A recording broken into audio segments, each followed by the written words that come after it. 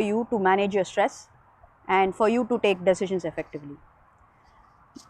This worked superbly well for my friends, and they shared it with me. Some good souls had shared it with me at the right time. So I'm here to share that with you because it's working like a charm for me, even now. Okay. Now again, if you are a young mother who just got into the motherhood, or if you are a working mother who's managing both the motherhood and your employment, your career, this is definitely for you. Okay.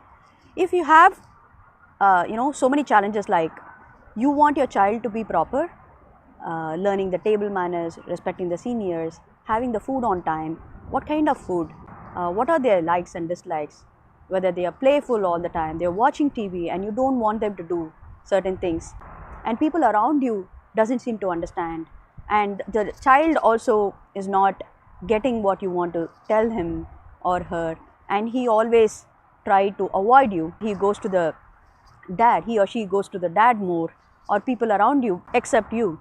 And if you feel that it's kind of little heartbreaking for you because the child is not coming towards you, or the people around you is not accepting you, you feel isolated because of one reason, that you are bringing some appropriateness into your child, something you feel it's right, and that's not been understood by people around you. If you're a person who's going through this stress, I totally understand because I've been there. So my 2 cents for you is this: 1, drop the guilt feel. You're actually not stressed, you're actually not really frustrated. The first thing that strikes you off is you're feeling guilty that your child is not inclined towards you. That has been built in all of your actions. That has been evidently hidden in all your actions. First is to understand that you're going through the guilt and remove that. Avoid that. If you feel that you're doing right for your child, for your goodness of the child, for goodness of the family, for the goodness of everybody around you, please continue to do that and drop the guilt feel. The gain may not be really seen in the short term, but it will eventually come because the child is unaware of it. Forget about the people around you. Maybe even they are unaware of it. I stayed with a bigger family, both together, sometimes mother-in-law, mother, everybody around me. And when it comes to their child, they would want to do in certain way. And when it comes to their grandchild, they would want to do in opposite way. And that's how people, probably this is the same way that we would also cater to our grandchildren. So give some understanding towards that, and please ensure that you neither ignore the fact nor you seem to be succumbed by that situation, by that same fact. Instead, you find the middle ground and you continue to do based on your intent. And that intent, if it's going to be expansive, like if it's not really self-centered and it is surrounded with the family around in your mind, or your career aspects, or some goodness for people around you, then please continue to do that. Now the second sentence, this worked like a charm for me. Okay, I'm telling you this with so much authenticity, you can take it for granted. Second thing is, you are not alone. If you get this registered in your mind that you're not alone, which means what I want to say is, I have been there. At least I've seen my friends been there, the same situation they have come across. This one thing has been the culprit behind the stress, frustration, depression of a working mother or a young mother.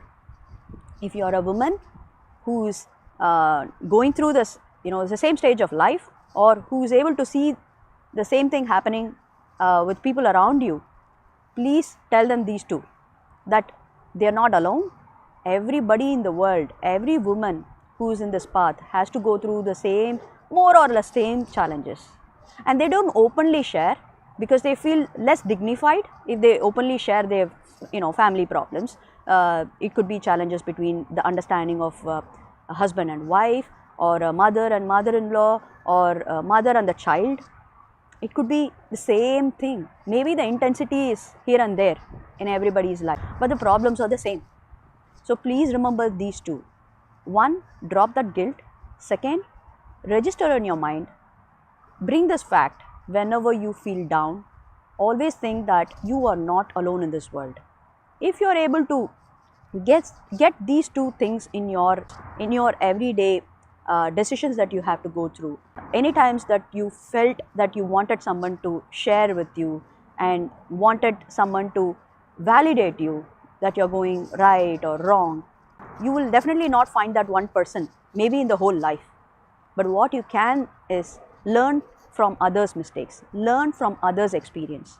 That's what I did. Okay. So with these two, I would want you to challenge yourself.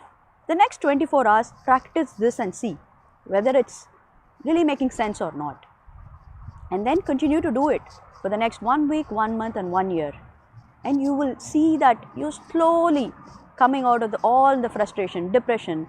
I'm not saying the problems will never be there, but you will not get into the heightened states of frustration or depression for sure if you remember these two. And most importantly, please tag some of your friends. Please share it with them if you really want to inspire them.